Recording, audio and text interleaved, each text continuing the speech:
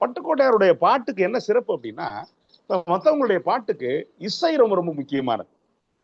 நீங்க பட்டுக்கோட்டையார் பாடல்கள், ஒருவேளை பட்டுக்கோட்டையார் காலம் கடந்து ஒரு 70கள் 80கள் 90கள் வரைக்கும் இருந்திருந்தார் அப்படின்னா ஒருவேளை இசைக்கூறுகள் கூட இன்னும் கூடுதலா சேர்த்திருக்கலாம். ஆனா பட்டுக்கோட்டையார் பாடல்கள்ல பாத்தீங்கன்னா பெரும்பாலும் பெரிய இசைக்கருவிகள் ஒன்றும் பெருசா இருக்காது. ஏன் என்ன காரணம் அப்படின்னா தேவைப்படாது அப்படிங்கிறதான் எதார்த்தம். பட்டுக்கோட்டையார் பாடல்களுக்கு அவ்வளவு ஒரு இந்த அந்த வரிகள் எழுதும் போதே பாத்தீங்கன்னா வெண்ணெய் வெட்டுறதுன்னு சொல்லுவாங்க. எண்ணெயில வெட்டுறது சிரமப்படுவோமா? இல்ல. அது மாதிரி எளிமையா அந்த வரிகளை போட்டு போட்டு போட்டு ஆனா வலிமையான வரிகளா கொடுக்கக்கூடியவர் பட்டுக்கோட்டை கல்யாணம். நான் சொன்னேன்ல, அதே மாதிரி இன்னொரு பாட்டு. பெண்களை பொறுத்த வரைக்கும் நம்முடைய சமூகத்துல மரபு என்னன்னா, மரபுங்கிறத விட பழக்க வழக்கம். நீங்க ஒரு ஆண் வந்துட்டு எவ்வளவு தவறு செஞ்சாலும் அவனை பராக்கிரமங்கள் நிறைந்தவன் அப்படிம்பாங்க. அவன் ரொம்ப திறமசாலியா, ஒரு ஒரு 4 பெண்களோட தொடர்பு அவன் பயங்கரமான ஆளுப்பா அப்படிம்பாங்க. ஆனா ஒரு பெண் வந்துட்டு சக மனிதர்களை ஒரு சகோதரன் முறை உள்ள ஒருத்தனை பார்த்து சிரிச்சா கூட ஏன் சிரிக்கிற பல்ல காட்டுற அப்படிங்கிறது இன்னைக்கு கூட இந்த சமூகத்துல இருக்கு. நீங்க இது வந்துட்டு காலம் காலமா இருக்கு. இத பட்டுக்கோட்டை என்ன சொல்றான், ரொம்ப நியாயமானவன் பல பேர் யோசிப்பான். ஆனா அவன் நியாயமானவன் இல்ல, காமுகர்கள் எப்படிப்பட்டவங்க அப்படின்னு இருப்பாங்க. இந்த பாட்டை டி.ஆர். மகாலிங்கம் பாடியிருப்பாரு. காதலுக்கு 4 கண்கள், கள்வருக்கு 2 கண்கள், காமுகரின் உருவத்திலே கண்ணும் இல்லை காதும் இல்லை, காமுகரின் உருவத்திலே கண்ணும் இல்லை காதும் இல்லை, காதலுக்கு 4 கண்கள்.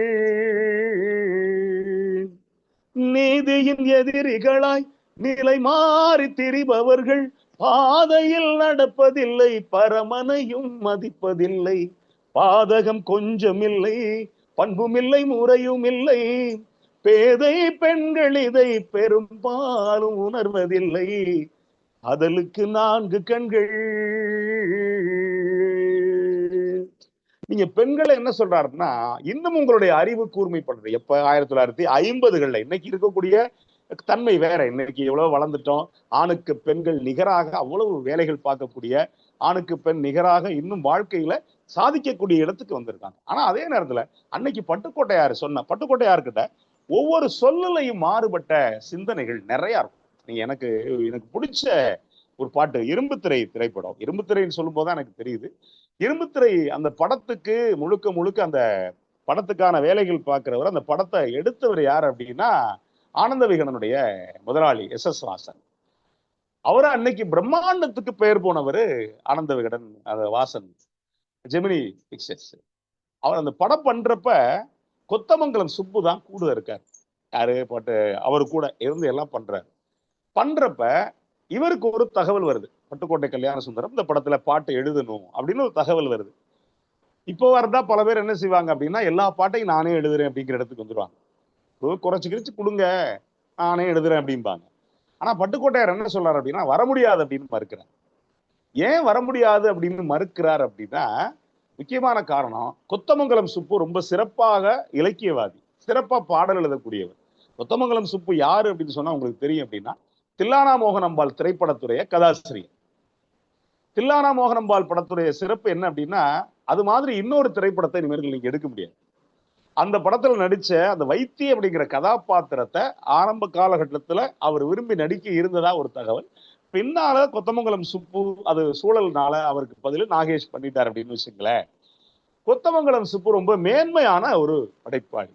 அவ்வளவு ஒரு படைப்பாளி, ஒரு திறமை வாய்ந்த ஒரு படைப்பாளி இருக்கிறப்ப நம்ம எதுக்கு பாட்டு எழுதணும், இன்னொருத்தர் பொழப்புல நம்ம ஏன் மண்ண போடணும் அப்படின்ட்டு பட்டுக்கோட்டையார் ஒத்துக்கல. அப்ப கொத்தமங்கலம் சுப்புவே பட்டுக்கோட்டையார் வீட்டுக்கு போறாரு. பட்டுக்கோட்டையார் வீட்டுக்கு போயிட்டு, நான் தான் உங்களை சொன்னேன் வாசன்ட்ட, அதனால நீங்க அவசியம் வந்து பாட்டு எழுதணும் அப்படின்னு சொல்றேன். அப்ப ஒரு காதல் பாட்டுன்னா எனக்கு தெரிஞ்சு சமீபத்துல வரக்கூடிய காதல் பாட்டுக்கள்ல 1-2 வரிகள் இருக்கு. அதுக்கு முன்னாடி நீங்க காதல் பாட்டுன்னா ரொம்ப சிரமம் எல்லாம் பட வேண்டியது இல்லை. மானே தேனே மயிலே குயிலே இது இருந்தா போதும். ஆனா பட்டுக்கோட்டை என்ன சொல்றான் அவர் பாட்டு, நெஞ்சில் குடியிருக்கும் அன்பருக்கு நான் இருக்கும் நிலைமை என்னவென்று தெரியுமா, நினைவை புரிந்து கொள்ள முடியுமா, என் நினைவை புரிந்து கொள்ள முடியுமா? கண்ணில் குடியிருக்கும் காதலிக்கு நான் இருக்கும் கவனம் என்னவென்று தெரியுமா? கருத்தை புரிந்து கொள்ள முடியுமா? என் கருத்தை புரிந்து கொள்ள முடியுமா? இது வரைக்கும் சாதாரணமா எழுதக்கூடிய எழுத்து. ஆனா என்ன சொல்றான் பட்டுக்கோட்டையை ஒரு பாட்டுக்கு எனக்கு ரொம்ப பிடிச்ச இடம் என்ன அப்படின்னா, அந்த பெண் சொல்றா, மலர்கொடி தலையாட்ட மரக்கிளையும் கை நீட்ட கிளையில் கொடி இணையும் படி ஆனதும் ஏனோ அப்படின்னு கேட்கிறேன். வேற ஒண்ணும் இல்ல, காதல் வந்துருச்சு. மரம் அப்படின்னா காலங்காலமா ஆண், மலர்கொடி அப்படின்னா பெண். ஏன் பெண்ணை கொடிக்கு ஒப்புமை சொன்னாங்க அப்படின்னா, தமிழ் சமூகத்தில் இந்திய சமூகத்துல இருந்த பெண்களுக்கு இழைக்கப்பட்ட ஒரு அநீதி தான் நான் நினைக்கிறேன். ஏன் அப்படின்னா, காலங்காலமா ஆண்களுக்கு சொத்துரிமை உண்டு, பெண்ணே ஆணுடைய சொத்து தான். அப்போ அப்படி சொத்தா இருக்கிறப்ப அவளுக்கு தனியா நிக்கிறதுக்கான எந்த வாய்ப்பும் கிடையாது. ஆரம்பத்துல தகப்பனை சார்ந்து வாழணும், கொஞ்ச காலம் வளர்ந்த பிறகு அண்ணன் தம்பியை சார்ந்து வாழணும், அதுக்கு அடுத்து யாரை சார்ந்து வாழணும் அப்படின்னா கணவனை சார்ந்து வாழணும். சரி, அதோட வாழ்க்கை முடிஞ்சிருச்சா அப்படின்னா, ஒருவேளை கணவன் இறந்துட்டா அதுக்கு பிறகு மகன்களை சார்ந்து வாழணும். 90 வயசு வரைக்கும் இருந்தா பேரப்பிள்ளைகளான ஆண்களை சார்ந்து வாழணும். சார்பு வாழ்க்கை தான் தமிழ் நிலத்துல, இந்திய நிலத்துல பெண்களுக்கு விதிக்கப்பட்டதா இருந்துச்சு இருந்த சூழல்ல. இந்த சூழலுக்கு தான் அதனாலதான் பெண்ணை கொடி ஆன மரம் அப்படின்னு சொல்லியிருப்பாங்க. இப்ப இத வந்துட்டு இப்ப கேட்கிறான், மலர்கொடி தலையாட்ட மரக்கிளையும் கை நீட்ட கிளையில் கொடி இணையும் படி ஆனதும் அப்படிங்கிறது. இதுக்கு ரொம்ப பயங்கரமாலாம் தேடலை பட்டுக்கோட்டை. ரொம்ப யதார்த்தமா என்ன சொல்லிருப்பாரு அப்படின்னா, இயற்கையின் சுழற்சி முறை இளமை செய்யும் கிளர்ச்சி இவை ஏனென்று நீ கேட்டால் நான் அறிவேனோ அப்படின்னு இருப்பார். ஒரே வார்த்தை, இது இயற்கைப்பா, இது காதல். அவர் வந்துட்டு காதல்ங்கிறது தெய்வீகமானது அப்படின்லாம் சொல்லல. நீங்க 99.9% காதல் தெய்வீகம் எல்லாம் கிடையாது. இதுக்கு ஒரு பக்கம் அதுக்கு பின்னாடி வந்து வைரமுத்து விடை சொல்லியிருப்பார். அவர் என்ன சொல்லியிருப்பார் அப்படின்னா, அப்படி போற போக்குல நீங்க இந்த பாட்டை எல்லாரும் கேட்காதவங்க யாரும் இருக்க மாட்டீங்க. அவர் என்ன சொல்லியிருப்பார் அப்படின்னா, காதல் ஒண்ணும் கடவுள் இல்லையடா, அந்த இழவு எல்லாம் ஹார்மோன் செய்யும் கலகந்தானடா, ஆழ்வார்பேட்ட ஆண்டவா வெட்டிய போட்டு தாண்டவா ஒரே காதல் ஊரில் இல்லையடா அப்படி போயிருப்பார். இன்னொன்னு, நீங்க பட்டுக்கோட்டையாருடைய பாடல்களை நம்ம என்னன்னா உழைப்பாளர்கள் சார்ந்து மட்டுமே பார்க்கிறோம். பெண்ணியம் சார்ந்து பட்டுக்கோட்டையுடைய பாடல் நான் சொன்னது முழுக்க இது முழுக்க ஒரு பெண்களுடைய வாழ்வியல் சார்ந்த ஒரு விஷயம். என்னன்னு சொல்ல போனா, இந்த பாட்டு மட்டும் எத்தனை பேர் கேட்டிருப்பீங்க அப்படின்னு தெரியல. ஏஎம் ராஜாவும் சுசிலாமாவும் பாடியிருப்பாங்க. அவருடைய பாட்டு முழுக்க எப்படி வரும் அப்படின்னா, ஆணுக்கு எந்த வேலையும் இருக்காது, காட்சி விரியக்கூடிய பாட்டா இருக்கும். பாட்டை பெண் பாடுவா, ஆண் அதான் செய்வான்.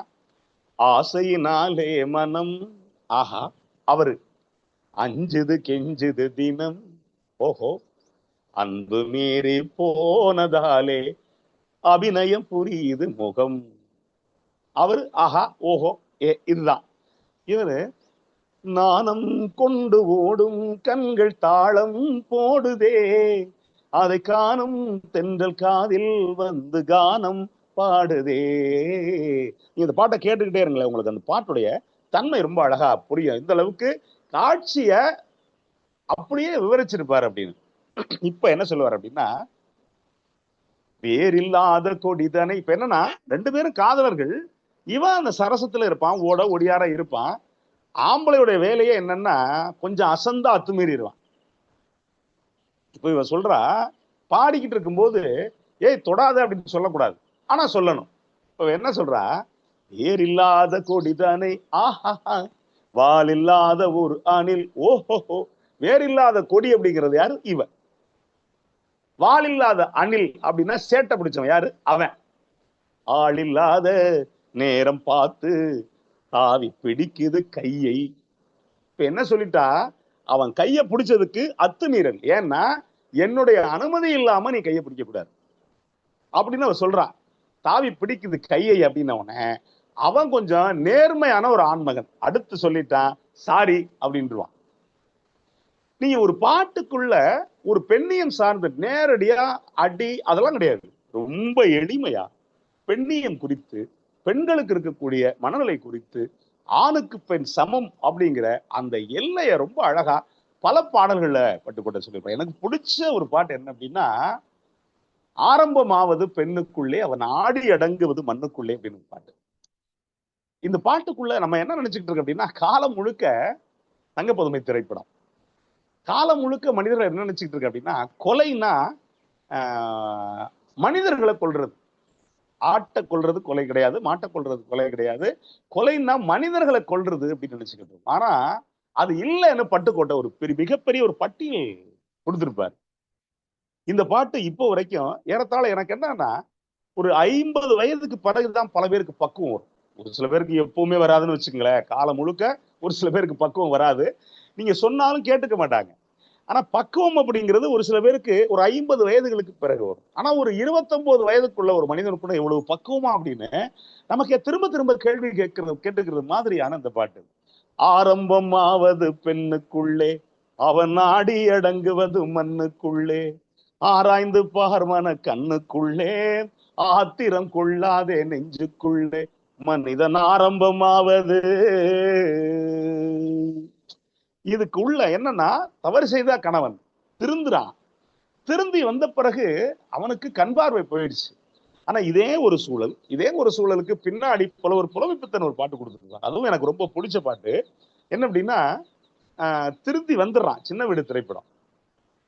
திருந்தி வந்த பிறகு அவனை ஆற்றுப்படுத்துறான். தவறு பண்ணவன அப்படியே கைகழி விடுறது இல்ல, ஆற்றுப்படுத்துறது அப்படின்னு ஒரு ரொம்ப அழகா பண்ணிருப்பாரு. என்ன அப்படின்னா, செங்கரும்ப நான் மறந்து வேலி முள்ள ஏங்கடிச்சேன், பூவுக்குள்ளும் நாகமுண்டு, சாமிக்குந்தான் வீடு ரெண்டு, கள்ளையும் பாலா நீ நினைச்சே, முள்ளையும் பூவா நீ முடிச்சே, போனதெல்லாம் போகட்டுங்க, யாரும் இங்கே ராமன் இல்லே, வெள்ளமானோ உள்ள மச்சான், இடியோரம் ஈரம் என்ன அப்படிங்கிற இந்த பாட்டு. இந்த பாட்டுல என்ன அப்படின்னா, இதுல இன்னொன்னு இருக்கு. என்ன, சாமிக்கே 2 மனைவி உனக்கு என்னையா அப்படிங்கிற அந்த ஒரு இது இருக்கு. ஆனா அதையும் தாண்டி தவறு செஞ்சுட்டு வந்துட்ட, இனிமே சரியாரியா அப்படின்னு. இப்ப இது கூட அதோடைய நீட்சியா இருக்குமோன்னு நான் பார்த்தேன். என்ன அப்படின்னா, அந்த பட்டுக்கோட்டையதுக்குள்ள என்னென்ன தவறு பண்ணியிருக்கான் அப்படின்னு ஒரு பட்டியல் பண்ணியிருப்பாரு. மனைவியை குழந்தையை மறந்து தெரிந்தவனை வாழ்த்துவது ஆகாதடி தங்கம், மன்னிக்க கூடாதடி அப்படின்னு ஒரு பக்கம் சொல்லியிருப்பாரு. அதுக்கு முன்னாடி ஒரு பெரிய பட்டியல் போட்டிருப்பாரு. நீங்க வாய்ப்பு இருக்கிறப்ப, இந்த பாட்டை கேட்காதவங்க இருக்க மாட்டீங்க, வாய்ப்பு இருக்கிறப்ப இந்த பாட்டை நீங்க முழுசா கேளுங்க.